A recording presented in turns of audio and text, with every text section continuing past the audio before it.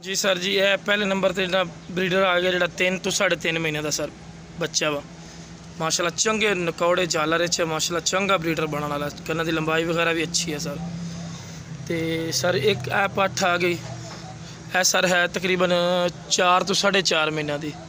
नक नकौड़ा ही sir check कर लो, कन्ना की लेंथ भी सर चेक कर सकते हो। ठीक हो गया। दूसरा नंबर पर आ गई ऐ सर, तीसरे नंबर पर आ गई, तकरीबन है 5 महीने की सर पट्ठ। है सर 5 महीने की पट्ठ। तो यह सर जी जी पट्ठ आ गई ब्लैक मक्खी चीनी 4 महीने की, 4 हो गई। है सर जी 5वें नंबर पर आ गई। है सर जी 6वें नंबर पर। है सर 6 महीने की पट्ठ। तो नक नकौड़ा भी सर चेक कर सकते हो, ज़बरदस्त है 6 महीने की सर। ठीक हो गया सर जी। तो सर जी यह ब्रीडर एक आ गया सर, यह भी 3 तो 3.5 महीने का माशाल्लाह ब्रीडर हैगा। यह भी मक्खी चीना ब्रीडर है। है सर माशाल्लाह सोहना ब्रीडर है, 3 तो 3.5 महीने का ब्रीडर है। फिर सर यह 6 महीने की पट्ठ एक हैगी सर नागरे कलर के विच। है सर नागरे कलर की पट्ठ।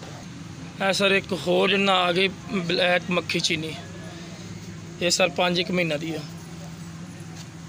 यह देख सकते हो सर जी, सोहनी माशाल्लाह। है सर जी 3 तो 3.5 महीने की पट्ठ है सर, मक्खी चीनी माशाल्लाह। चंगे नकौड़े च या झालर विच भी ते चंगे लम्मे कन्ना च सर। आ दोनों सर वाइट ने, चंगे नकौड़े वाली दोनों ही भैणां ने सर।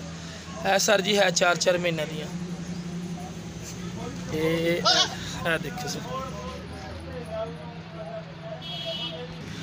एक सर जी है माशाल्लाह चंगे पगल नकौड़े च सर, 5 महीने की पट्ठ है सर। ये लंबाई भी सर देख सकते हो। यह सर जानवर ने जो तुहानूं दिखा रहा, एक गाह खड़ी है। सारे सर तुहानूं दिखा रहे हैं जोड़े जानवर सर 14 ने।